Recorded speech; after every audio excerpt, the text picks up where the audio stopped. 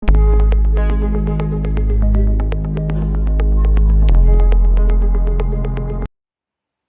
Friends, मेरा नाम जिनिशा है और आप देख रहे हैं जिनिशा क्लासेस। और जैसे कि आपको पता होगा कि हमारी ग्रीन ओलंपियाड की सीरीज चल रही है, तो पिछले सेशन में हमने क्वेश्चन नंबर 85 तक सॉल्व कर लिए थे एंड आज के सेशन में हम लेवल 2 को कंप्लीट करेंगे।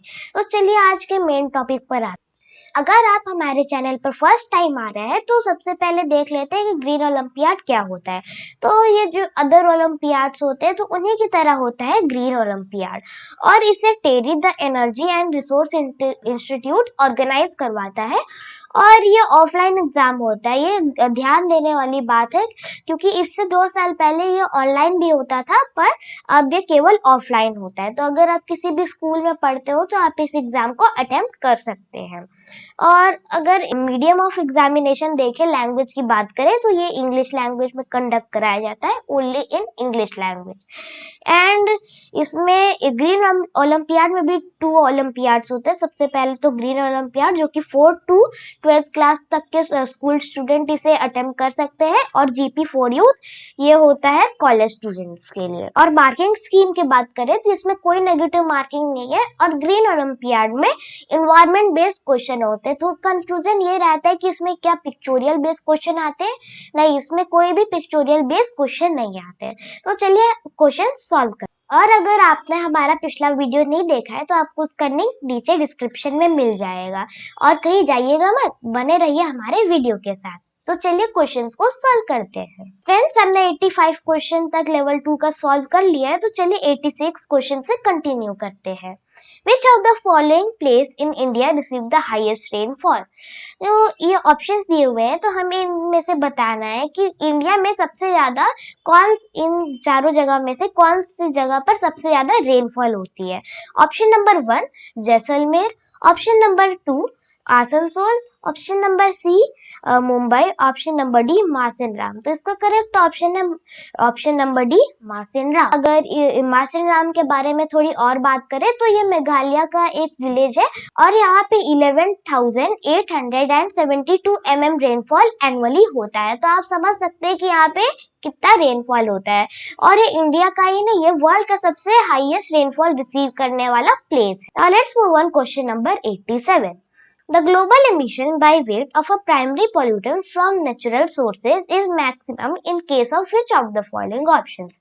ये जो 4 ऑप्शंस दिए हुए इनमें से बताना है कि जो पूरा ग्लोबली एमिशन होता है पॉल्यूटेंट्स का, तो इनमें सबसे ज्यादा बाय वेट कौन सा प्राइमरी पॉल्यूटेंट का एमिशन होता है। Option number A nitric oxide, option number B carbon monoxide, option number C methane, option number D carbon dioxide. तो इसका correct option number D carbon dioxide. इसका करेक्ट ऑप्शन कार्बन डाइऑक्साइड क्यों है? क्योंकि हमारे जो मैक्सिमम जो एक्टिविटीज होती है डेली एक्टिविटीज, तो उसमें सबसे ज्यादा कार्बन डाइऑक्साइड रिलीव होता है। सबसे प्राइमरी चीज, हम ब्रीदिंग करते हैं, तो ब्रीदिंग में भी हम कार्बन डाइऑक्साइड को रिलीज करते हैं, तो उससे भी कार्बन डाइऑक्साइड एमिशन होता है। और जैसे कोई सा भी कंबशन एक्टिविटी है तो उसमें भी कार्बन डाइऑक्साइड एमिट होता है। इतने व्हीकल चल रहे हैं, फैक्ट्रीज, पावर प्लांट, इन सब से कार्बन डाइऑक्साइड एमिट हो रहा है। तो इसका करेक्ट ऑप्शन हो जाएगा option number D carbon dioxide. Question number 88. In India hot and dry winds also known as dash blow during the days in summer. तो इंडिया में जो गर्मी के समय आप दोपहर में, आपको आपके पेरेंट्स मना करते होंगे कि दोपहर में गर्मी मत निकलो, तो उस वहाँ पे इस वजह से हमें मना किया जाता है क्योंकि बाहर बहुत हॉट एंड ड्राई विंड चल रही होती है। तो उस विंड का क्या नाम है हमसे पूछा गया है।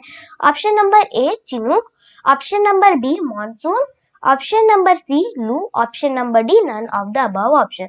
इसका करेक्ट ऑप्शन है ऑप्शन नंबर सी लू। अगर आपने कभी एक्सपीरियंस किया होगा कि आप कभी समर में दोपहर के समय निकले होंगे तो आपको काफी hot and dry wind feel हुआ होगा, तो उसी को कहते हैं लू। तो ये जो लू है ये ज्यादातर नॉर्थ इंडिया जैसे यूपी, बिहार, राजस्थान, इन सब एरिया में ये लू बहती है। तो आजकल ऐसे कॉमन लैंग्वेज में जितने भी इंडिया में hot and dry wind overall India में बहती है तो उसको हम ऐसे नॉर्मली भी लू कह देते हैं। तो इसका करेक्ट ऑप्शन नंबर सी लू। तो चलिए ये जो और भी ऑप्शंस में जो विंड्स दिए हुए इनको भी डिस्कस करते हैं। तो चिनूक क्या है, यूएसए में बहने वाली विंड है। इसे आइस हीटर विंड भी कहते हैं, क्योंकि जब स्नोफॉल के बाद जो विंड जो स्नो होता है, तो जब ये हवा बहती है चिनूक, तो ये पूरी आइस को पिघलाते हुए जाती है, तो इसी वजह से इसको कहते हैं ice heater wind. And monsoon भी एक विंड है जो कि हमारे इंडिया में और भी कंट्रीज में विंड रेन कराने में रिस्पॉन्सिबल होती है। Question number 89, in which Indian state receive rainfall during retreating monsoon. ये कौन से स्टेट्स है, ये जो नीचे ऑप्शंस आपको दिख रहे होंगे, तो इनमें से बताना है कि कौन से स्टेट्स है जो कि रिट्रीटिंग मानसून जहाँ पे होता है। फ्रेंड्स, सबसे पहले जानते हैं कि रिट्रीटिंग मानसून होता क्या है। तो रिट्रीटिंग मानसून, जब मानसूनल विंड ऊपर से लौट के आ रही होती है, तो जो हमारे ईस्टर्न घाट्स में जो स्टेट्स पड़ते हैं, तो वहां पे मानसून कराते हुए फिर वो जाती है, तो उसी को हम बोलते हैं रिट्रीटिंग मानसून। और रिट्रीटिंग मानसून के समय की बात करें तो ये अक्टूबर नवंबर में इसका सीजन होता है। तो ये जो नीचे जो स्टेट्स दिए हुए हैं, तो इनमें से हमें बताना है कि कहाँ पे रिट्रीटिंग मानसून होता है। तो हमें सबसे पहले ऐसे स्टेट्स ढूंढना है जो कि आते हैं ईस्टर्न घाट में। तो ईस्टर्न घाट में Tamil Nadu and Andhra Pradesh and West Bengal and Orissa आते हैं, ठीक है। तो इसमें से भी तमिलनाडु एंड आंध्र प्रदेश में होता है रिट्रीटिंग मानसून, क्योंकि वेस्ट बंगाल एंड उड़ीसा थोड़े ऊपर चले जाते हैं। इसका करेक्ट ऑप्शन हो जाएगा option number A, Tamil Nadu and Andhra Pradesh. Number 9, which is the smallest migratory bird from Arctic region that travels over 8,000 kilometre to reach India। ये जो ऑप्शंस दिए हुए 4 ऑप्शंस, तो इनमें से बताना है कि सबसे स्मॉलेस्ट माइग्रेटरी बर्ड कौन सी है और जो कि आर्टिक रीजन से इंडिया 8 to 9,000 किलोमीटर तय करके आती है। तो ये जो ऑप्शंस दिए हुए हैं, pelican, little sting, humming bird and Siberian crane, तो इनमें से हमें बताना है कि कौन 8,000 किलोमीटर दूरी तय करती है। तो इसका करेक्ट ऑप्शन है option number B, little sting. और आप ये जो बर्ड देख रहे हैं, छोटी सी थोड़ा व्हाइट एंड ब्राउन कलर की है, तो ये है छोटी सी बर्ड लिटिल स्टिंग। जो आप नॉर्थ पोल देख रहे हैं, तो इसके आसपास के एरिया को आर्टिक रीजन कहते हैं, क्योंकि यहाँ पे आर्टिक ओशन भी है। तो ये देखिए, इस वाले एरिया से फिर ये दूरी तय करते हुए आप ये जो दूसरा वाला फिगर देख रहे हैं वर्ल्ड मैप, तो यहाँ से दूरी तय करते हुए फिर ये इंडिया तक आती है। तो ये अराउंड 8 to 9,000 किलोमीटर दूरी तय करती है। इसका करेक्ट ऑप्शन है option number B, little sting. Question number 91, the severe floods in Assam in 2022 or in Maharashtra in 2021 are the few example of flash floods. What are the causes of flash floods in India? 2022 में असम में कुछ flash floods आए थे and Maharashtra में भी flash flood आए थे। तो ये कुछ एग्जाम्पल है इंडिया में जो अभी रिसेंट में जो फ्लैश फ्लड्स आए थे। तो इनका कॉज बताना है कि फ्लैश फ्लड्स इंडिया में इनका क्या कॉज होता है आने। तो सबसे पहले समझते हैं कि फ्लैश फ्लड होता क्या है। तो फ्लैश फ्लड क्या होते हैं, जैसा कि इसके नाम से पता चल रहा है कि अचानक से बाढ़ आना। फॉर एग्जाम्पल, किसी जगह पे एक फ्लैश फ्लड आ गया, तो इसका मतलब यह है कि किसी जगह अनएक्सपेक्टेड वे में बाढ़ आ जाना। तो असम में 2022 में फ्लैश फ्लड आए थे और महाराष्ट्र में 2021 में फ्लैश फ्लड्स आए थे। तो ये कुछ एग्जाम्पल है फ्लैश फ्लड्स के जो कि अभी रिसेंट में इंडिया में आए थे। तो इन फ्लैश फ्लड्स का कॉज क्या है? तो एक्सेसिव रेनफॉल, जैसे कि कहीं पे अनएक्सपेक्टेड वे में वाटर कहीं पे रेनफॉल हो गया, तो वहां पे सडन वाटर आने से वहां पे फ्लैश फ्लड्स हो सकता है। तो ये भी एक कॉज है फ्लैश फ्लड का। डैम और लीवी फेलियर, तो जैसे डैम कभी कहीं का टूट जाता है, तो अचानक से वाटर रिलीज की वजह से भी वहां पे फ्लैश फ्लड आ सकता है। और sudden release of water held by an ice jam, तो जैसे कहीं पे किसी भी वाटर बॉडी में वहां पे आइस जम गया है, वहां पे वाटर फ्लो नहीं हो रहा है, और जब वो आइस मेल्ट होगी तो वो इन अनकंट्रोल मैनर में फिर वो वाटर फ्लो होगा, तो उसके वजह से भी फ्लैश फ्लड आ सकते हैं। तो इसका करेक्ट ऑप्शन हो जाएगा option number D, all of the above options. Now let's move on question number 92.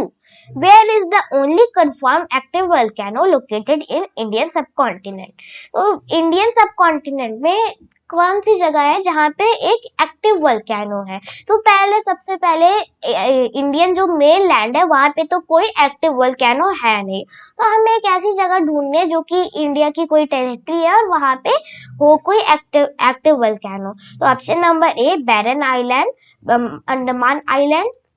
Option number B Meghalaya north east reason.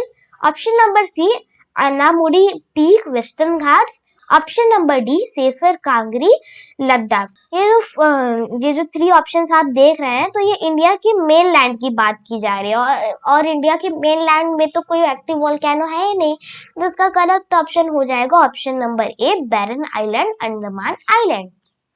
Friends, तो ये जो वोल्केनो होते हैं ये 3 टाइप्स के होते हैं, तो चलिए उन तीनों टाइप्स को भी डिस्कस करते हैं। तो first type is active volcano, second is dormant and third is extinct volcano.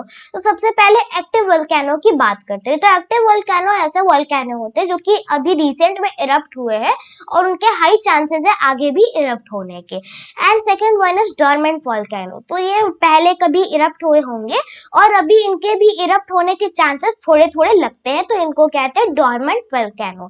And third one is extinct volcano. Extinct volcano मतलब कि जो बहुत पहले एक्टिव वोल्केनो रहा करते होंगे पर अब उनके इरप्ट होने के चांसेस बहुत बहुत बहुत कम है।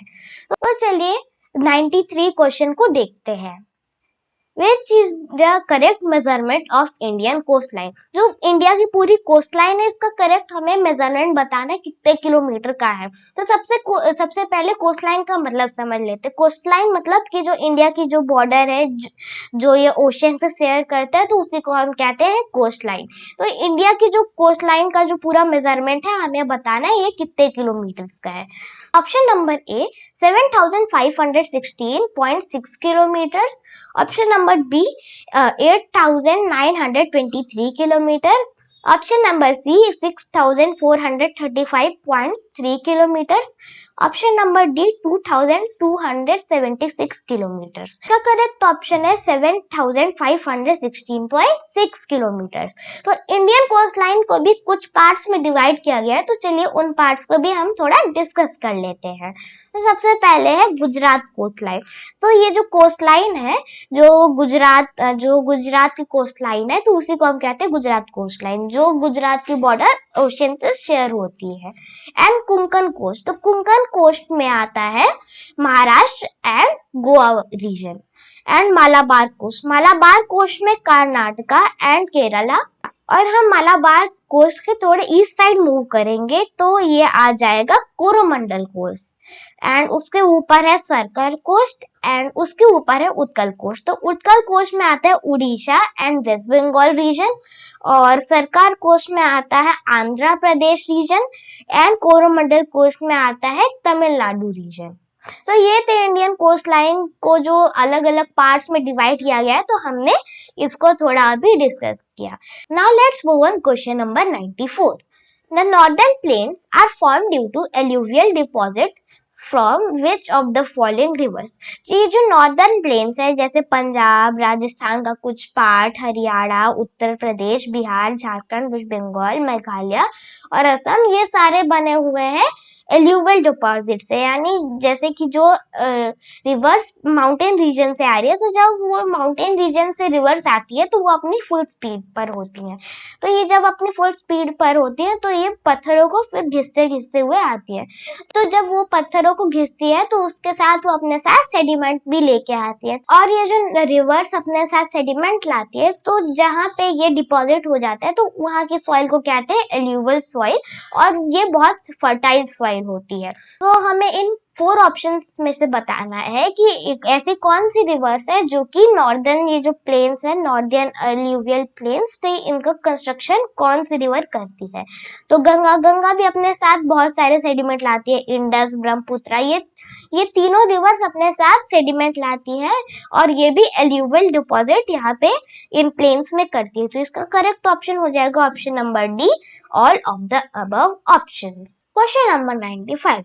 Which of the following island are coral island whose coral reserve are also endangered due to water pollution. तो ये जो 4 ऑप्शंस दिए हुए हैं इनमें से हमें बताना है कि कौन सा कोरल आइलैंड है। कोरल आइलैंड मतलब वो होता है जिसके आसपास कोरल रीफ्स ग्रो होती हो, और उस आइलैंड के जो आसपास जो कोरल है तो उनके कोरल रिजर्व्स वो इंडेंजर्ड भी है ओशन के पोल्यूशन की वजह से, वाटर के पोल्यूशन की वजह से। तो option number A Lakshadweep island, option number B Andaman and Nicobar islands, option number C Sentinel island, option number D none of the above option. तो Andaman and Nicobar island group की बात करें, आर्किपेलागो की बात करें, तो यहाँ पे इतनी ज्यादा कोरल रीफ तो देखने को नहीं मिलती है, तो अंडमान एंड निकोबार आइलैंड तो इलिमिनेट हो गया। एंड नॉर्थ सेंटिनियल आइलैंड भी अंडमान एंड निकोबार आर्किपेलागो का ही एक आइलैंड है। तो लक्षद्वीप आइलैंड इसका करेक्ट ऑप्शन हो जाएगा ऑप्शन नंबर ए। कोरल रीफ के बारे में भी थोड़ा डिस्कस कर लेते हैं। तो जो कोरल रीफ्स होती हैं ये 25% ऑफ फिशेस को ये हैबिटेट एंड शेल्टर प्रोवाइड करती हैं, और ये कोरल रीफ्स एक एनिमल होते हैं। तो कई सारे लोग कंफ्यूज हो जाते हैं कि ये प्लांट है कि एनिमल है। Now let's move on question number 96। Which of the following statement shows interdependence of plant and animals? ये जो स्टेटमेंट्स दिए हुए हैं तो इनमें से बताना है कि कौन सा स्टेटमेंट जो प्लांट एंड एनिमल होते हैं उन दोनों के बीच में इंटरडिपेंडेंस को शो करता है। Option number A, plant and animal and plant can not live without each other as they both depend on water to survive. Option number B, plant and animal cannot survive without each other as they balance oxygen and maintain carbon and maintain respiration and photosynthesis. So, option number A, animal and plant cannot live without each other as they both depend on each other water to survive. तो plant and animal एक दूसरे पे interdependent है। Interdependent मतलब एक दूसरे पे निर्भर है जीने के लिए, पर इनमें वाटर के दोनों को वाटर चाहिए, पर ये दोनों वाटर के लिए एक दूसरे पे इंटरडिपेंडेंट नहीं है। तो ये ऑप्शन इलिमिनेट हो गया।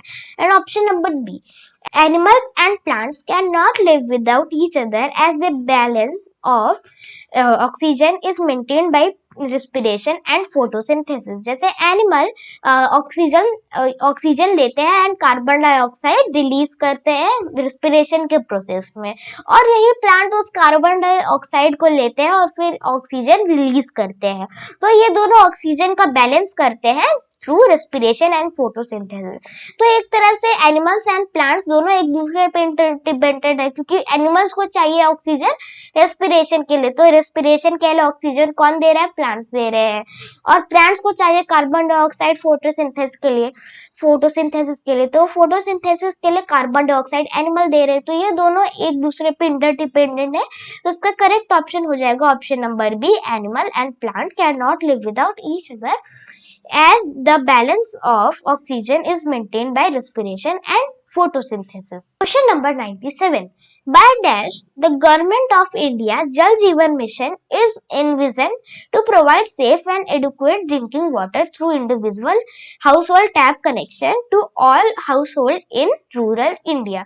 ये इंडियन गवर्नमेंट की जो स्कीम है जल जीवन मिशन, तो इसके तहत इसमें 2024 के अंडर में 2024 के अंदर में जो रूरल इंडिया है, उन जितने भी रूरल इंडिया में जो जितने भी विलेजेस है उन सब तक टैप से वाटर पहुंचाना है।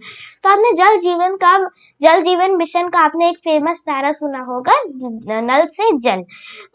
तो हमें इस क्वेश्चन में बताना है कि इनकी कितनी ये डेडलाइन कब तक है, गवर्नमेंट ने कितने टाइम तक कहा था कि कितने ईयर्स तक वो पूरे रूरल इंडिया में टैप से वाटर पहुंचा पाएंगे। तो इसका करेक्ट ऑप्शन है option number D, 2024। Question number 98। What are the traditional water conservation structure prevalent in Western India known as? जो वेस्टर्न इंडिया में जैसे नॉर्दर्न इंडिया में कुएं होते हैं, जैसे वेल होते हैं जिन्हें हम हिंदी में कुआं भी बोलते हैं, तो उसे वाटर कंजर्वेशन में यूज किया जाता है। तो ऐसे वेस्टर्न इंडिया में उनको क्या बोला जाता है? तो option number A pond, option number B stepwells और baoli, option number C drip irrigation, option number D Zabo और रूजा। तो इसका करेक्ट ऑप्शन है ऑप्शन नंबर डी, स्टेपवेल्स और बाउली। तो ये जो आप ये जो स्ट्रक्चर देख रहे हैं इसी को कहते हैं बाउली और इंग्लिश में स्टेपवेल। मैं आपको यहाँ पे स्टेप्स दिख रहे होंगे, तो इन स्टेप्स की हेल्प से ही फिर लोग नीचे जाते थे और पानी भर के फिर वापस ऊपर आते थे। तो इसी को कहते हैं बाउली वेस्टर्न इंडिया में।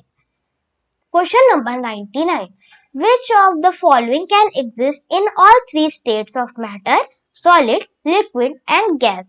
इनमें से बताना है कि कौन सा एक ऐसा चीज है जो कि सॉलिड, लिक्विड एंड गैस जो मैटर की 3 स्टेट्स होती हैं इन तीनों में एग्जिस्ट करता है।